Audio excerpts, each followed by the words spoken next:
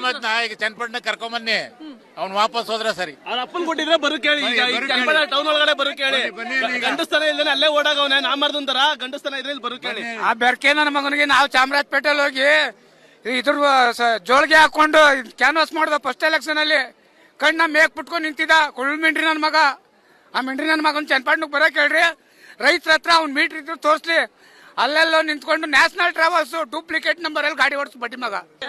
ಜಮೀನು ಐ ಮಿಂಡ್ರಿ ನನ್ನ ಮಗ ಬರ್ಲಿ, ಅವ್ನ್ ತಾಕತ್ತಿದ್ರೆ ಡಬಲ್ ನಂಬರ್ ಅಲ್ಲಿ ಒಂದೊಂದು ಬಸ್ ಓಡಿಸಿ ಕರ್ನಾಟಕ ಟ್ಯಾಕ್ಸ್ ಎಲ್ಲಾನು ಹಾಳು ಮಾಡಿ ದುಡ್ಡು ಮಾಡಿರೋ ಕಳ್ಳ ಅವನು. ಆ ಕಳ್ಳನ ಬಗ್ಗೆ ಏನ್ ಹೇಳ್ತೀರಾ? ಒಂದೇ ಸೀರಿಯಲ್ಲೂ 3-4 ಬಸ್ ಓಡ್ತಿದ್ದ, ಆಪೋಸಿಟ್ ಒಂದು. ಆ ರೀತಿ ಅನ್ಯಾಯ ದುಡ್ಡು ಸಂಪಾದನೆ ಮಾಡಿರೋನು. ಪಾಕಿಸ್ತಾನಿ ಏಜೆಂಟ್, ಪಾಕಿಸ್ತಾನಿ ISI ಭಯೋತ್ಪಾದಕಕ್ಕಿಂತ ಕ್ರೂರಿ ಅವನು. ನಮ್ಮ ರೈತರ ಬಗ್ಗೆ ಅನ್ಕೊಂಡು ರೈತರ ಜಮೀನೇ ಹಾಳು ಮಾಡ್ತಾ ಇರೋ ಅನ್ಯಾಯಕೋರ. ನಮ್ಮ ದೇಶದ್ರೋಹಿ ಅವನು.